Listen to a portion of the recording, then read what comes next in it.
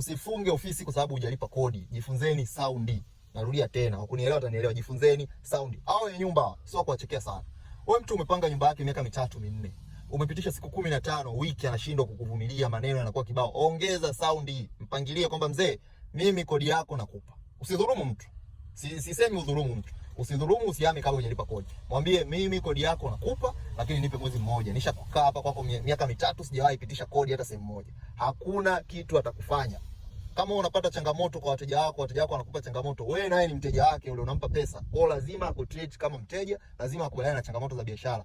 Kuna watu ni maregerege to the maximum, na nikikutana nao siku na wadunda. Tunakuta mtu ibaki miezi 2 kabla ya kodi, tayari ameshaanza kutafuta mtu wa kumjumlishia vitu, tayari ameshaanza kutafuta watu wa furniture used wanunue vitu, tayari ameshakuwa desperate. Biashara haihitaji hiyo mentality. Yaani biashara kwa lugha nyingine nakwambia biashara inahitaji uuni saa nyingine. Lazima uwe mtoto wa mjini. Lazima kila siku unatubu. Kwa sababu ukisema unyoke, ukisema wewe umenyoka kama lula, haki ya Mungu nakwambia.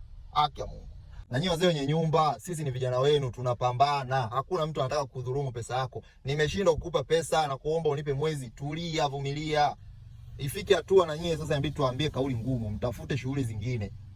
Yaani wenye nyumba wasumbufu sana ni wale wanaotegemea hiyo kodi. Yaani ukuta viframe viwili ndio hivyo yani. Tafuteni shughuli zingine, shoneni hata viatu bana.